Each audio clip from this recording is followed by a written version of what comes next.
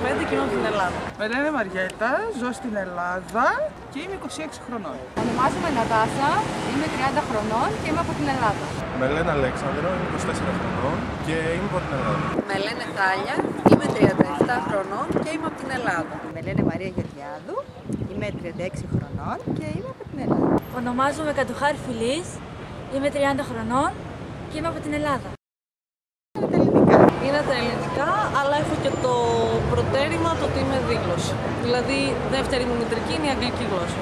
Τα ελληνικά. Τα ελληνικά και τα πομάκια, τα οποία είναι μια γλώσσα που τις μιλάνε εδώ οι πομάκοι της ορεινής Θράκης. Η μητρική μου γλώσσα είναι τα ελληνικά. Facebook, YouTube, MySpace. Facebook, Twitter, YouTube, MySpace. Facebook, το MySpace, το Last.fm. Χρησιμοποιώ το YouTube, το Yahoo και διάφορα φόρουμ. Το Google+, το Facebook, Wikipedia αν χρειαστεί κάποια στιγμή.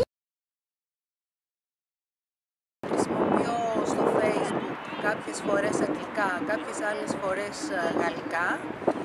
Γιατί έχω κάποιους φίλους οι οποίοι η τους γλώσσα είναι είτε τα αγγλικά είτε τα γαλλικά.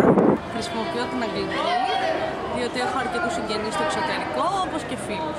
Το Facebook το χρησιμοποιώ στα αγγλικά, γιατί έτσι ξεκίνησα και νομίζω ότι είναι ένας τρόπος να εξασκήσω τα αγγλικά, γιατί στην καθημερινή μου ζωή δεν έχω επαφή με Άγγλους ή με αγγλικά κείμενα οτιδήποτε και έτσι τουλάχιστον μπορώ να εξασκήσω λίγο από εκεί τη γλώσσα για να μην την ξεχάσω, γιατί αν μια γλώσσα την αφήσεις δεν πολύ θυμάσαι. Συμμετέχω σε διάφορα groups στο Facebook που είναι απαραίτητο να επικοινωνούμε την αγγλική γλώσσα. Γιατί οι περισσότεροι που συμμετέχουν σε αυτά τα group επικοινωνούν με αυτή τη γλώσσα. Κάποια groups στα οποία συμμετέχω είναι είτε γαλλόφωνα είτε αγγλόφωνα.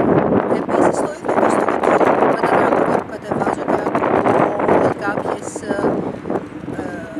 σκηνές από ταινίες που μπορεί να δω είναι αντίστοιχα κατά κύριο λόγο στα αγγλικά. Πάλι χρησιμοποιώ την αγγλική, γιατί συμμετέχω σε διάφορα group και στο Facebook και σε άλλα δίκτυα.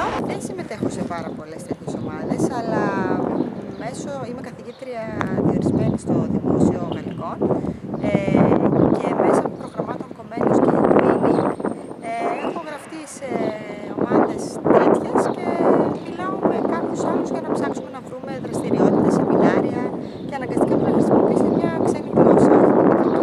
Χρησιμοποιώντας μια ξένη γλώσσα μπορείς να επικοινωνήσεις εύκολα με οποιονδήποτε στον κόσμο. Εγώ κυρίως κατάφερα να μάθω καινούργιες slang λέξεις και αργό. Κάποιες λέξεις οι οποίες χρησιμοποιούνται διαφορετικά από ό,τι στην καθημερινή, όπως παράδειγμα στα αγγλικά το gal, που εγώ νόμιζα ότι ήταν ο γλάρος και αυτοί εννοούσαν get a life. Ή στα γαλλικά ένα ντο που είναι ο adolescent ή ενωστό και διάφορα άλλα. Πάρα πολλές καινούργιες λέξεις, ναι.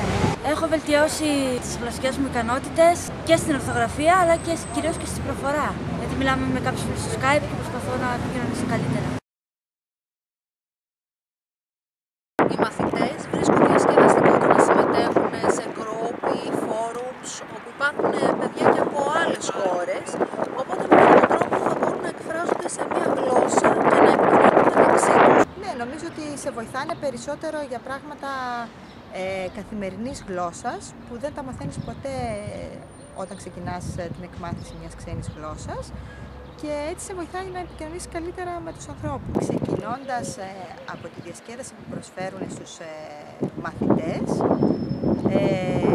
είναι ένα πολύ καλό κίνητρο για να πείσεις ένα μαθητή γιατί να μάθει μια ξένη γλώσσα και πώς μπορεί να χρησιμοποιήσει άμεσα στην πραγματική του ζωή. Οι Γάλλοι, αυτά που εμείς μαθαίνουμε στα παιδιά στο σχολείο δεν είναι ακριβώς αυτά τα γαλλικά που μιλάνε, ενώ μέσα στα μηνύματα, στα MSN ή στα blogs αναγκάζεσαι να μάθεις κάποιες λέξεις και φράσεις ή συντάξεις που χρησιμοποιούν αυτοί στην καθημερινή τους γλώσσα, που είναι και η πραγματική γλώσσα, όχι του βιβλίου.